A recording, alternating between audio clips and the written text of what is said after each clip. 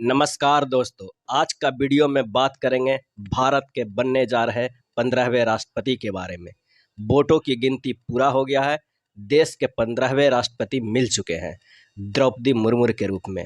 वे भारत के पहले दलित महिला राष्ट्रपति होंगे और भारत के दूसरे महिला राष्ट्रपति भी। आज हम बात करेंगे उनकी जिंदगी से जुड़े खूबसूरत पलों के बारे में, उनकी प्रेम कहानी के बारे में, कैसे उनकी मुलाकात श्याम चरण मुर्मू से हुई, कैसे दोनों की शादी हुई, शादी में दहेज के रूप में क्या मिला और उनके संघर्षों भरी जिंदगी के बारे में भी चर्चा करेंगे। एक आदिवासी के घर जन्म लेने से लेकर राष्ट्रपति बनने तक के सफर के बारे में बात करेंगे। सबसे पहले शुरू करते हैं जन्म से। द्रौपदी मुर्मू का जन्म 20 जून साल 1998 को उड़ीसा के मयूरभंज जिले के ऊपर बेड़ा गांव में हुआ था। मुर्मू संथाल आदिवासी परिवार से आती है। संथाल आदिवासी का भारतीय इतिहास में एक महत्वपूर्ण स्थान है। संथाल आदिवासी ने 1855 में संथाल विद्रोह किया था, जो अंग्रेजों के विरुद्ध प्रथम सशस्त्र जन संग्राम था।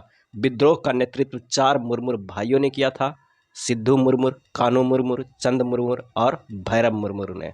द्रौपदी मुर्मू भी संथाल समुदाय से है। उनके पिता का नाम बिरंची नारायण टूड था। वह किसान थे। मुर्मू की स्कूली पढ़ाई गांव में हुई। इसके बाद स्नातक करने के लिए उन्होंने भुवनेश्वर की रामा देवी वुमेंस कॉलेज में दाखिला ले लिया। मुर्मू अपने गांव की पहली लड़की थी जो स्नातक की पढ़ाई करने के बाद भुवनेश्वर तक पहुंची। कॉलेज में पढ़ाई के दौरान उनकी मुलाकात श्याम चरण मुर्मू से हुई। दोनों की मुलाकात बढ़ी, दोस्ती हुई, दोस्ती प्यार में बदल गई। श्याम चरण भी उस वक्त भुवनेश्वर के कॉलेज में पढ़ाई कर रहे थे। ये बात है 1980 ईस्वी की। दोनों एक साथ आगे का जीवन व्यतीत करना चाहते थे। परिवार के रजामंदी के लिए श्याम चरण विवाह का प्रस्ताव लेकर द्रौपदी के घर पहुंच गए। श्याम चरण के कुछ रिश्तेदार द्रौपदी के गांव में ही रहते थे। ऐसे में अपनी बात रखने के लिए अपने चाचा और रिश्तेदारों को लेकर द्रौपदी के घर गए। तमाम कोशिशों के बावजूद द्रौपदी के पिता ने इस रिश्ते को इनकार कर दिया। श्याम चरण भी पीछे हटने वाले नहीं थे। उन्होंने तय कर लिया था कि अगर वह शादी करेंगे तो द्रौपदी से ही करेंगे। द्रौपदी ने भी घर में साफ कह दिया था कि वह श्याम चरण से ही शादी करेगी। श्याम चरण ने 3 दिन तक द्रौपदी के गांव में ही रहकर कोशिश करते रहे। थक हार कर द्रौपदी के पिता ने इस रिश्ते को मंजूरी दे दी। अब बात आई दहेज की। इसमें तय हुआ कि श्याम चरण के घर से द्रौपदी को 1 गाय, 1 बैल और 16 जोड़ी कपड़े दिए जाएंगे। दोनों के परिवार इस पर सहमत हो गए। दरअसल द्रौपदी जिस संथाल समुदाय से आती है, जिसमें लड़की के घर वालों को लड़के की तरफ से दहेज दिया जाता है। कुछ दिन बाद श्याम से द्रौपदी का विवाह हो गया।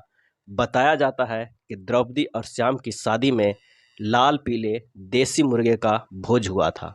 तब लगभग उस समय हर शादी में यही बनता था। यहाँ तक द्रौपदी मुर्मू की जिंदगी अच्छे से कट रही थी, पर उनका जीवन काफ़ी संघर्ष भरा रहा। उनके 4 बच्चे थे, 2 बेटे और 2 बेटियां। 1984 में एक बेटी की मौत हो गई। इसके बाद 2009 में एक और 2013 में दूसरे बेटे का भी अलग अलग कारणों से मौत हो गई। 2014 में पति का दिल का दौरा पड़ने से मृत्यु हो गई। अब उनके परिवार में सिर्फ एक बेटी है जिनका नाम इतिश्री है। अपने तंगहाली भरे जीवन से सीख ली और तय किया कि ज़्यादा से ज़्यादा लोगों को शिक्षित किया जाए। इसलिए अपने गृह जिला रायरंगपुर के Shri Aurobindo integral education centre में पढ़ाना शुरू किया। इससे पहले पहली नौकरी उड़ीसा के सिंचाई विभाग में बतौर क्लर्क काम कर चुके थे। वर्ष 1997 में राजनीति में उनका प्रवेश हुआ। मयूरभंज के रायरंगपुर से वार्ड पार्षद चुनी गई।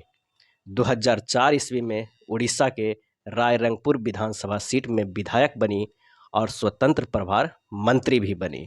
2004 में भी द्रौपदी मुर्मू दोबारा विधायक बनी। 2007 में इन्हें उड़ीसा सरकार की सर्वश्रेष्ठ विधायक होने का नीलकंठ अवार्ड दिया गया और 2015 में इनके लिए ऐतिहासिक साल रहा, क्योंकि द्रौपदी मुर्मू झारखंड के 9वें राज्यपाल के रूप में शपथ ली। वह देश की पहली आदिवासी महिला राज्यपाल बनी। अब वह देश की पहली महिला आदिवासी राष्ट्रपति बनने जा रही है। 6 कमरे वाले घर से निकलकर 30 कमरे वाले राष्ट्रपति भवन में उनका राष्ट्रपति बनना आदिवासी समुदाय का उनका हक देने का प्रयास किया गया है। इससे पूरे देश में ही नहीं, विश्व में भी अच्छा संदेश जाएगा।